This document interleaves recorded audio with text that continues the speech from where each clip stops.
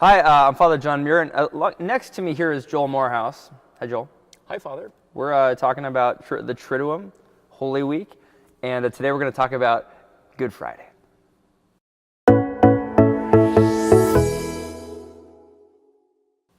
Joel, Good Friday, musically, what happens in Good Friday musically that makes it special and different and exciting? The Mass starts with no music, silence. Yeah.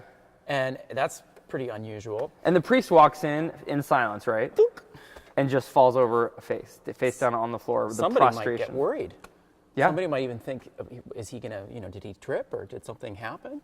Very unusual. Why? Why that? Why the silence? Why the laying down face to the floor? Well, of course, the first thing is that the Good Friday liturgy is part of the Triduum. So it's part of a larger liturgy. It's not its standalone thing. It's a part of a larger thing. So it's continuing what was going the night before in Holy Thursday. But the other part of it is that what the events that take place on Good Friday are so incredible. There's almost very little that the human mind and the human heart can say. So silence is a good response. Yeah. So that's, speaking of the music, that's one of the greatest parts about Good Friday is that the music is so minimal. So in general, what are people going to hear that's going to set Good Friday apart? What do you mean by like minimal? It's minimal because in one level there's just unaccompanied music. So there's no use of the organ, there's no use of the piano, there's no use of any sort of instruments. It's just the human voice. So there's some limits there, which the limitations are actually kind of like a wonderful way that we're able to have creativity. And beauty. Yeah. What can we do with just the human voice? But there's also a part of the Good Friday liturgy where we as Catholics adore the Holy Cross. And during that time, there's a very, very unusual piece of music that's very ancient that we'll sing called the reproaches. Now, probably most of my life as a priest and growing up as a Catholic, I did not hear the reproaches very frequently. Although now at St. Thomas Aquinas, I'm getting a little bit more familiar with them. What are they, and what's unique and special about the reproaches?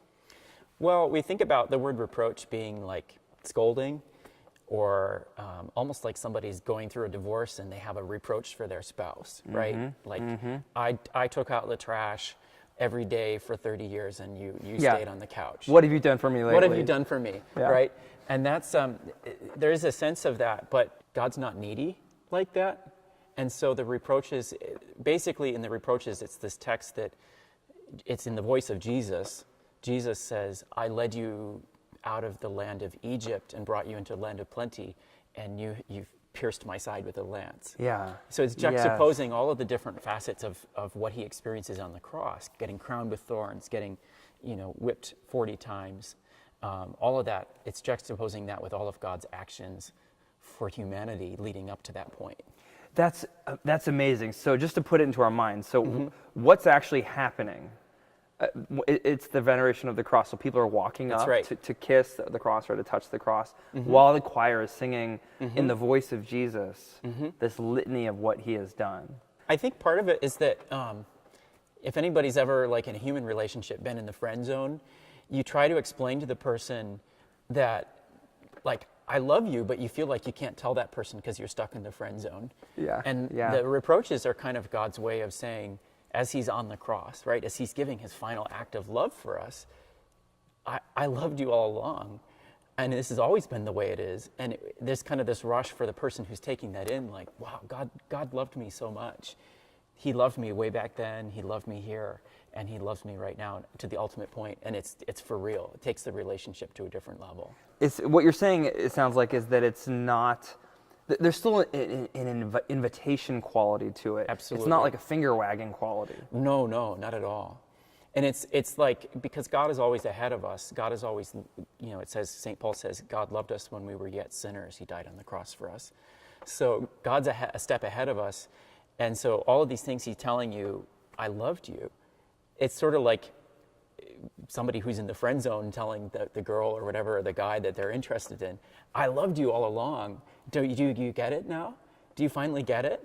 There is a finality to the cross. And of course, in the story, the disciples and others probably felt a sense of despair because they didn't know Jesus was going to rise from the dead. Yeah, so it's like, because there's the betrayal, right? I mean, that's part of the Good Friday, where we also sing. I mean, at least at our parish, we're going to sing the Passion narrative, where there's the pain of these betrayals, the broken promises of the apostles. They don't follow him; they do abandon him. Right. And yet, there's the reproaches of Jesus from the cross, but also kind of from the resurrection too, right? Yeah. That he's saying, yes, but your betrayals, like, I got you. My love is sort of circumscribes all of your betrayals and is transforming them, can change them into a response. It's like Jesus is saying, I'm beyond that. My love for you is not in spite of your betrayal. It's I knew you that was going to happen. Yeah, that's And so good. I That's still love so you. good. Because think about it. Christian life is not about obsessing over our sinfulness. It's about obsessing over the divine superabundance. Right. That God has not only become one of us, then pours himself out in suffering love on the cross and into the resurrection. And then from that perspective, we see, okay, now I can see that I've rejected that. I haven't just broken rules or whatever, that I've turned my back on that. But even as I see I've turned my back on it, I'm moving back already. I'm coming back home to this. That's right. Take me a little farther now. So we do the reproaches. People are kissing the cross, and anything musically after that happens in the Good Friday liturgy? There's the after the reproaches are sung, then there's a special hymn that's a medieval hymn that we'll sing called Crux Fidelis, Faithful Cross. And it describes the cross as this noble tree, this beautiful tree, the most beautiful tree of all the ones in the forest. And it's just a beautiful poetic telling of that story. And then it finishes with a very simple communion, and then we go out. All that can be said has been said by Jesus, right? We're just presenting that story and responding. And because obviously we're going to hear him speaking from the cross, those famous words. I love that. So that old medieval hymn that we sing is called Crux Fidelis. So that's the cross of faithfulness, right? Or the faithful cross. But you're saying it's like the tree. So the hymn takes you into all that play, that very biblical play from the book of Genesis, that this is the tree of God's faithfulness and God's life poured out for us. Absolutely. Oh, that's good. Well, I'm excited about Good Friday. Well, looking forward to it. Will you talk with us about Easter Vigil in another video? Easter Vigil, well, that's really, Good Friday is so stunning and so beautiful, but without the resurrection, it doesn't make sense. Yeah. It doesn't fully make sense. So stay tuned. Stay tuned for the next. Sounds good. Thanks, Joel.